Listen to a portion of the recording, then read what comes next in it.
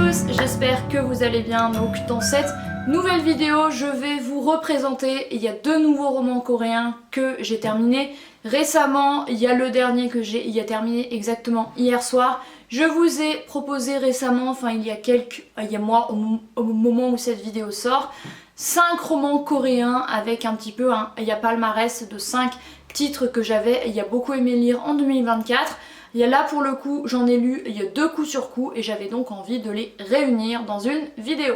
Je vais vous parler du coup de C2C, un éclair bleu azur de Kwon Yoson et une saison à l'atelier de Poterie, il y a de Yeon So-min. Celui-ci est sorti récemment au moment où je filme la vidéo, il y a mi-janvier, le 13, ça c'est les épreuves non corrigées. Et celui-ci il était sorti il y a l'année dernière je crois, je l'ai emprunté à la librairie. Donc on commence cette vidéo maintenant. Alors pour ce roman-ci que j'avais très envie de lire il y a décembre, mais que finalement j'aurais lu aux alentours du 20 janvier. Regardez, il y a déjà comme il est ultra joli. On va suivre un atelier de Poterie comme son nom l'indique, et notamment il y a le personnage de Jongmin. Jongmin, elle a la trentaine, elle va avoir 30 ans, enfin bref. Elle a travaillé durant 7 ans pour une chaîne de télévision. Elle était un petit peu conceptrice, rédactrice à la télé. Elle était très occupée, vous vous doutez que c'est un milieu qui demande, il y a beaucoup de travail, surtout dans un pays aussi compétitif que la Corée. Et un jour elle claque la porte, elle en a ras-le-bol. Elle se retrouve plusieurs mois au chômage. Et un jour elle se force à sortir de chez elle. C'est une femme qui peut rester des jours entiers chez elle à ne rien faire. C'est un petit peu un début un petit peu déprimant, mais un jour elle sort et elle croit voir un café. Elle entre dans cet atelier qui s'appelle Soyo. Et en fait il s'agit d'un atelier de poterie. Du coup elle fait la rencontre de Jo-hee, la propriétaire des lieux, qui est une jeune femme très sympathique, et Jo-hee propose à Jongmin de la rejoindre lors d'ateliers de poterie pour des cours qu'elle organise, et Jongmin va accepter. Du coup chaque mardi et jeudi, tout début d'après-midi, elle va commencer à faire des créations de ses propres doigts, elle qui n'a jamais rien fait avec ses doigts, un peu comme moi finalement. Donc au début c'est un petit peu compliqué bien sûr, elle ne va pas utiliser le fameux tour, mais vraiment faire tout avec ses mains. Donc au début forcément c'est très compliqué pour elle. Mais elle va s'accrocher, Jo-hee va l'encourager, Jongmin va faire également la connaissance des autres élèves. On a par exemple Jun qui est un lycéen très talentueux mais assez taciturne. On a Gi-shik qu'elle va rencontrer lors d'un cours un samedi où il faut cuire les créations, qui est un homme très doué également et qui souhaite ouvrir son propre atelier. Et il y a également Ji-hye qui est une jeune femme à peu près de son âge, qui essaye également de trouver un sens à sa vie. Du coup elle va faire la connaissance de ce monde-là, donc radicalement différent de ce qu'elle a vécu il y a des mois durant parce qu'elle ne sortait pas. Donc c'est vraiment cette confrontation directe avec l'autre chose à laquelle elle n'est plus habituée du tout. Donc les semaines s'enchaînent, ces créations s'enchaînent, il y a des ratages forcément. Elle va également du coup, comme je vous le disais, venir quelques samedis pour cuire les créations, parce que mardi et jeudi on fait les créations et le samedi on les cuit. Parfois les créations subissent l'épreuve du four et ne résistent pas à la chaleur à 1250 degrés. Du coup on a vraiment le processus de fabrication des poteries avec l'argile, la cuisson, les caractéristiques, un petit peu le jargon. C'est hyper intéressant, franchement j'ai appris plein de choses. C'est une douce et jolie histoire avec quand même un fond, parce que Jongmin, il y a notamment cet aspect de travail dans la société coréenne qui est très courante. Donc voilà, il y a également le fait de se confronter aux autres, qui n'est pas évident du tout, de croire en ses rêves, d'imaginer un autre futur pour soi. Il y a de la prise de risque également, il y a de sortir un petit peu des sentiers battus, surtout en Corée c'est compliqué, quand vous sortez des sentiers battus vous n'êtes pas bien vu, faut réussir quoi. Gi-shik par exemple qui veut ouvrir son atelier de poterie. Jongmin qui veut essayer de se trouver un futur, elle a toujours adoré écrire et elle s'imagine peut-être écrire Il y a par la suite, on a Jun à qui ses parents bourrent le crâne de continuer, il y a de faire de la poterie, il y a mais lui ce qu'il veut faire c'est y a dessiner. On a Joey également parce qu'on va apprendre qu'elle a vécu un drame, donc les aspects moins sympathiques, il y a de la vie quoi si on peut dire. Il va y avoir une scène également assez difficile durant laquelle un samedi Jongmin revoit Guwon, il y a le père d'une ancienne amie à elle qui s'appelle Juran, et en fait il faut savoir que le père de Jongmin était un homme alcoolique et qui a causé quelque chose de grave à la famille de Juran et directement à Guwon. Du coup elle va se sentir coupable, responsable, et les deux jeunes filles se sont éloignées mais un jour elles vont se retrouver et il va y avoir cet aspect, il y a deux réunions, mais sur fond de culpabilité et de choses vraiment tragiques, donc ça c'est assez difficile. Jongmin également, elle va prendre sous son aile un petit chat, et Yeri, une petite fille qui également vient à l'atelier régulièrement, va lui demander de le garder. Donc c'est vraiment, il y a tout un tas de nouvelles choses dans la vie de Jongmin qui vont lui arriver. Voilà, donc on a vraiment le récit de ses cours, de la rencontre à l'autre. On a également quelques scènes assez drôles entre Gi-shik et Jongmin qui vont se rapprocher, qui vont chercher les midis, le repas du midi. Il y a donc entre de la glace originale avec des saveurs qui disparaissent chez le marchand. Il y a du gimbap, des sushis, des tteokbokki, enfin plein de spécialités du coup japonaises et coréennes. Et également un aspect vraiment très très drôle, c'est que cette histoire se passe dans la ville de Ilsan. Ilsan qui est située à l'ouest de Séoul, que je connais bien, une amie y vit, j'y suis allée plusieurs fois.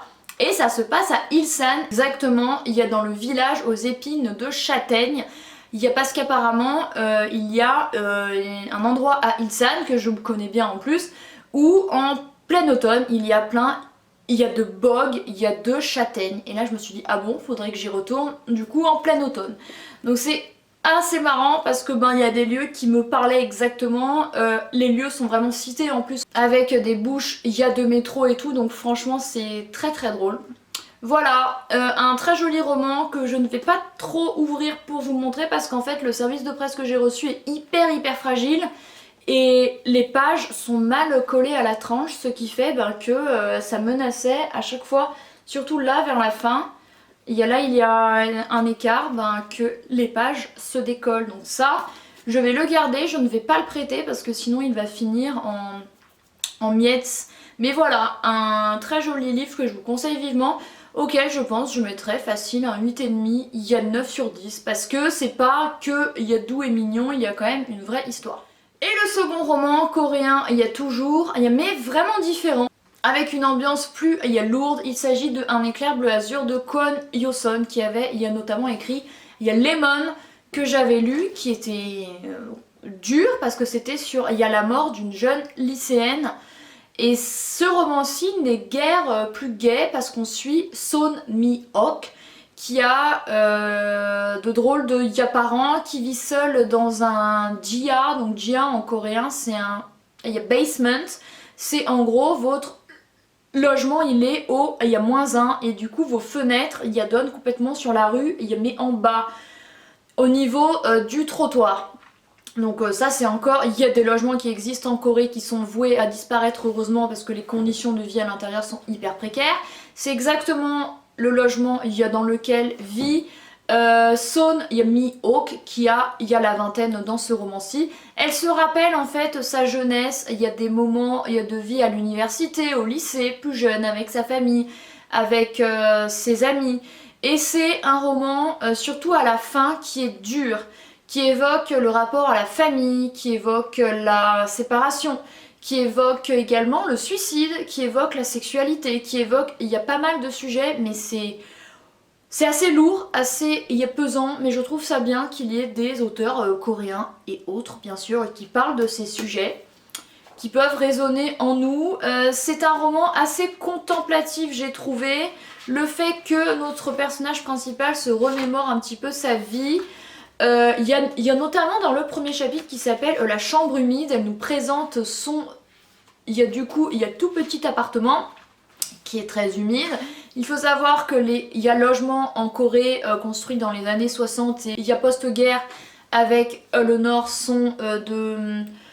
ont été construits de façon assez précaire et l'humidité est un réel problème, c'est très très mal isolé. Je peux vous le dire, j'ai vécu 1 an dans un appartement coréen qui était pas très bien fichu, dans lequel il y avait une humidité, une chaleur horrible et en plein hiver les murs étaient glacés. On n'a pas ça en France dans la plupart des logements heureusement, mais elle-ci, et du coup elle nous raconte complètement comment se passe, enfin comment est foutu son logement quoi, son lit, sa table, machin. On visualise vraiment, c'est très cinématographique, c'est bien écrit, franchement j'ai beaucoup aimé. Et au fur et à mesure des chapitres, on va en apprendre plus sur elle. On va apprendre que sa mère et son père ont un grand écart d'âge, que son père est marin, qu'il est présent à la maison que 2 mois par an, et que sa mère, bonne âme, si on peut dire, accueille toute la famille chez elle un jour où sa sœur, son frère, son beau-frère, je ne sais plus, et il y a perdition et elle accueille 10 personnes chez elle. Et c'est vraiment la situation de notre héroïne. Il y a parmi sa sœur, il y a parmi ses cousins, il y a parmi sa grand-mère, la hiérarchie familiale également. La pression sociale, pas trop, j'ai trouvé. Mais on a également les difficultés du monde du travail, de grandir, de comment grandir. Elle va arrêter ses études et du coup elle va devoir trouver un travail. Elle va travailler à l'usine dans des conditions très difficiles. Elle va se mettre en tête de vouloir être agent d'entretien. Au final elle va travailler dans un laboratoire et travailler comme un chien quoi. Ses rapports avec sa mère qui s'éloignent. Son père qui est un mec alcoolique qui a des dettes. J'ai l'impression que c'est souvent le cas il y a pas mal de romans. Donc soit c'est vrai, il y a beaucoup d'hommes coréens qui contractent des dettes et qui sont alcooliques. Ça je n'en doute pas. Parce qu'ils ont un réel problème avec l'alcool. On parle des Français qui boivent, il y a beaucoup. Mais croyez-moi, en Corée et au Japon c'est bien pire. Ils se mettent des races H24. Et voilà, c'est un roman qui parle de plein de choses, de la relation qu'il y a eu également, il y a Miok avec Han-song, un jeune homme avec lequel elle est restée plusieurs années. Il y a quelques scènes quand même un peu descriptives, il y a par exemple au niveau de la sexualité, il y a masturbation. Il faut savoir que c'est hyper rare dans les romans coréens, ça m'a surprise. Mais voilà, ça apprend aussi aux Coréens que ça existe et que c'est pas bien quoi, parce qu'il y a par exemple YouPorn, où les sites porno en Corée sont interdits et ça crée de drôles de... Il y a déviance, j'ai entendu vraiment des histoires qui craignent. Donc voilà, c'est vraiment la jeunesse de Miok, sa famille, son rapport à l'âge adulte, ce qui lui arrive. Et également, lorsqu'elle est plus jeune, elle est dans une école pour filles et elle est attirée par une fille, enfin bref, il y a aussi ce questionnement un petit peu sur sa sexualité qui n'en est pas vraiment un, mais on se demande si elle n'est pas lesbienne ou bisexuelle. Donc il y a aussi ce questionnement-ci qui est intéressant dans la vie et grandir quoi.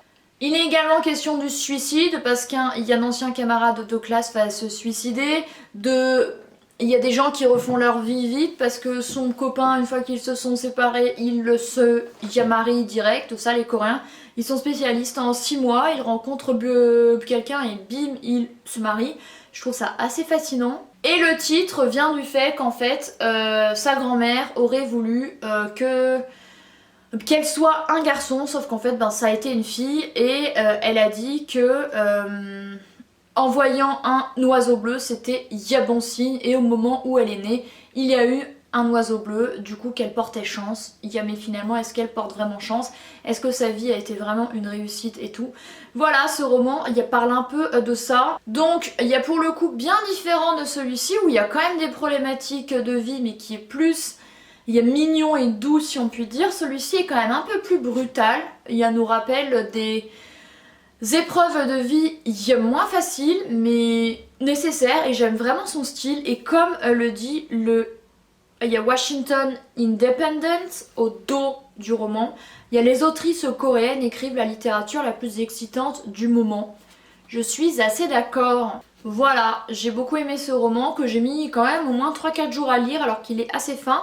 Il fait 200 pages, mais voilà, comme je vous le disais, c'est une ambiance quand même assez dur, donc j'ai pris mon temps. Et ben écoutez, voilà, c'en est, il y a tout pour il y a 2 romans coréens que j'ai lus coup sur coup récemment.